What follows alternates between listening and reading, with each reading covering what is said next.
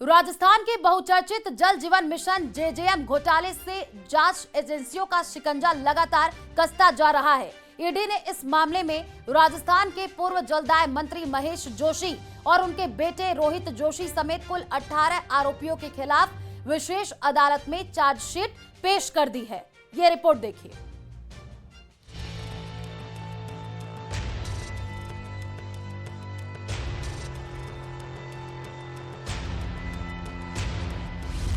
जल जीवन मिशन घोटाले में जांच तेज। महेश जोशी समेत 18 के खिलाफ चार्जशीट पेश। जेजेएम में 900 करोड़ के घोटाले का आरोप।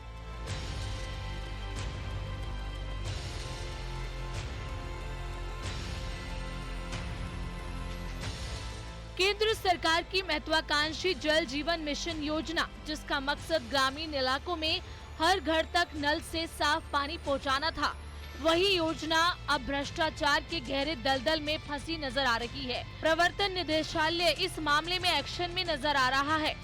जेजेएम में 900 करोड़ के घोटाला मामले में पूर्व जलदाय मंत्री महेश जोशी और उनके बेटे रोहित जोशी और करीबी संजय बड़ाया समेत कुल 18 आरोपियों के खिलाफ विशेष अदालत में चार्जशीट पेश की है।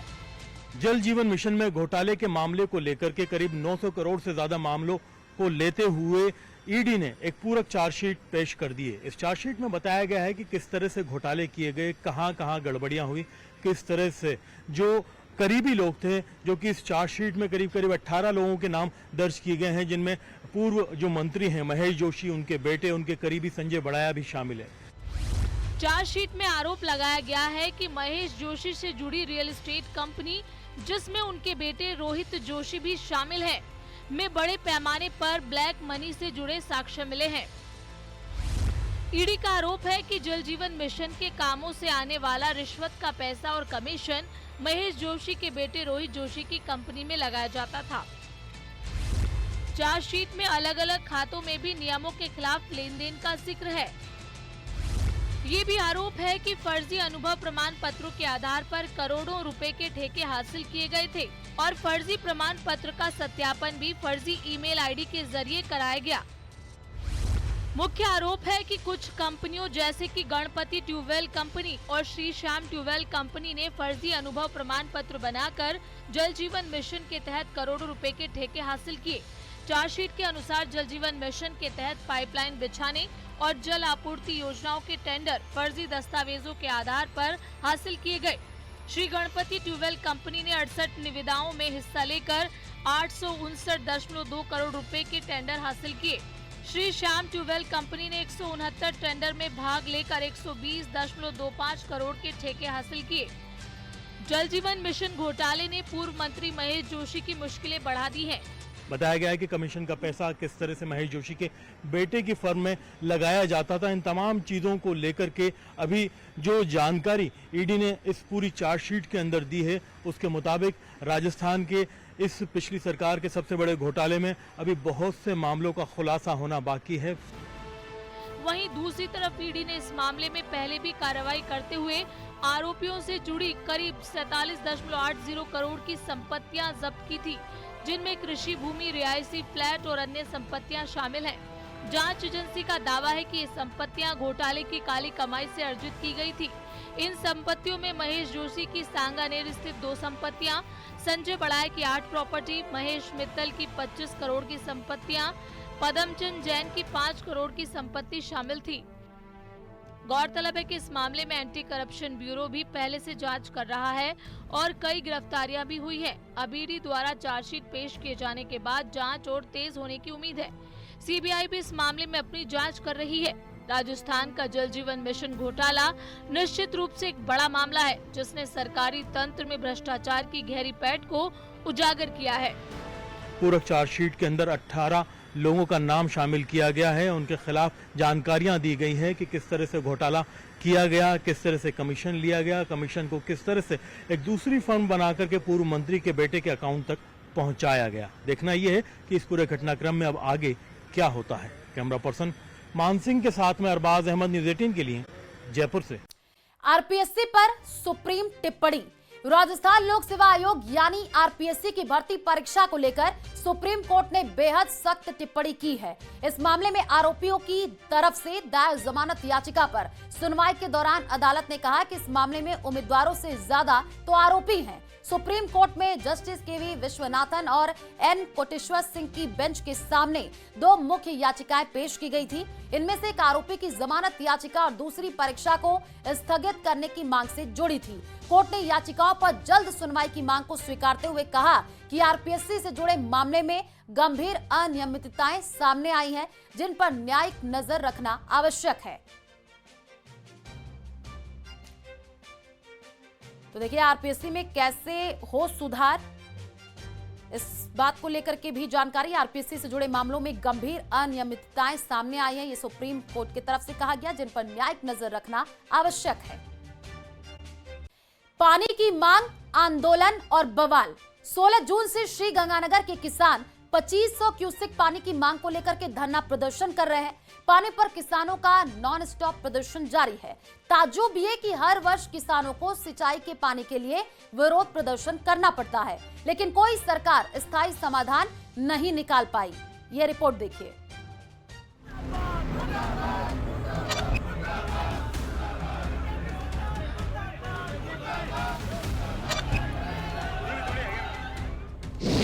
सूखती फसलों ने किया मजबूर,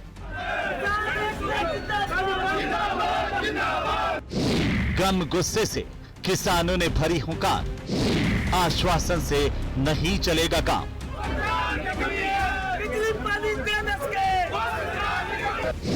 संघर्ष को चाहिए निर्णायक मुकाम। जिस भीषण गर्मी में लोग घर से निकलने से पहले 100 बार सोचते हों, उस प्रचंड गर्मी में सड़क पर धरना प्रदर्शन की मजबूरी के बारे में सहज ही सोचा जा सकता है। जी हां, खून पसीने से सींची गई फसलें जब पानी के अभाव में दम तोड़ने लगती हैं, तब किसान तन झुलसा देने वाली गर्मी को दरकिनार करते हुए सड़क पर खम ठोक कर आ धमकता है। गम और गुस्से की ये तस्वीरें श्री गंगानगर से आई हैं। 9वें दिन श्री गंगानगर जिला कलेक्ट्रेट कार्यालय को पूरी तरह से किसानों के द्वारा ठप किया हुआ है और अभी इस समय हम श्री गंगानगर जिला कलेक्ट्रेट कार्यालय के गेट नंबर 2 जो बार एसोसिएशन की तरफ खुलता है वहीं पर मौजूद हैं। मैं आपको यहाँ की तस्वीरें दिखाऊं तो आप ये देखिए, एक और जहाँ किसान मजदूर व्यापार संघर्ष समिति का एक प्रतिनिधि मंडल जिला प्रशासन से वार्ता करने में जुटा हुआ है, तो वहीं दूसरी ओर श्री गंगानगर जिला कलेक्ट्रेट कार्यालय के बार एसोसिएशन वाले मेन गेट के बाहर सैकड़ों की संख्या में किसान मौजूद हैं और प्रतिनिधि मंडल के बाहर आने का इंतजार कर रहे हैं। गंग नहर में 2500 क्यूसेक सिंचाई के पानी की मांग को लेकर चल रहा धरना 9वें दिन भी जारी रहा। संयुक्त किसान मजदूर व्यापार संघर्ष समिति के आह्वान पर मंगलवार को जिले में प्रशासन ठप आंदोलन किया गया। सुबह से ही जिले के सरकारी कार्यालयों में कामकाज ठप रहा।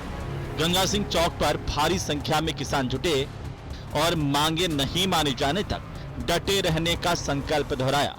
किसान बहुत दुखी है जी। पानी के बगैर किसान का कुछ नहीं है। हमारे खेत खुली पड़े हैं, खेत में कुछ नहीं होगा तब कुछ नहीं कर पाएंगे। हमारे बच्चों का क्या होगा जो आने वाली है भविष्य में, हम कुछ भी काम नहीं कर सकते।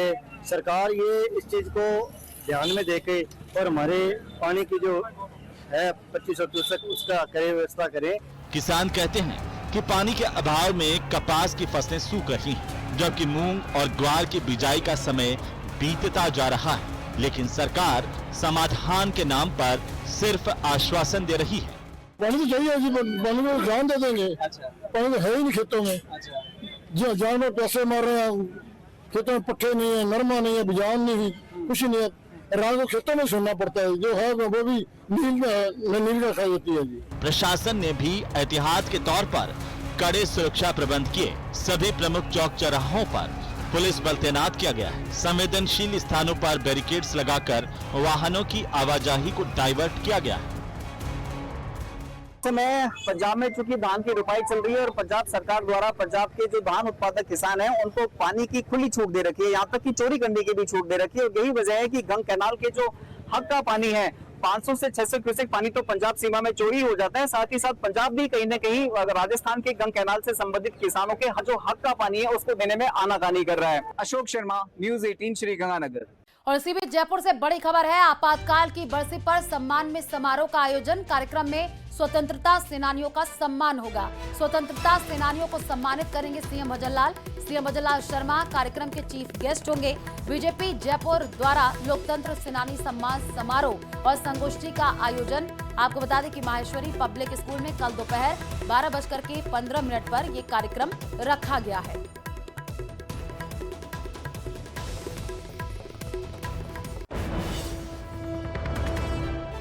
जयपुर से ये बड़ी खबर है। आपातकाल की बरसी पर सम्मान में समारोह का आयोजन होगा। कार्यक्रम में स्वतंत्रता सेनानियों का सम्मान किया जाएगा। स्वतंत्रता सेनानियों को सम्मानित सीएम भजनलाल करेंगे। सीएम भजनलाल शर्मा कार्यक्रम के चीफ गेस्ट होंगे।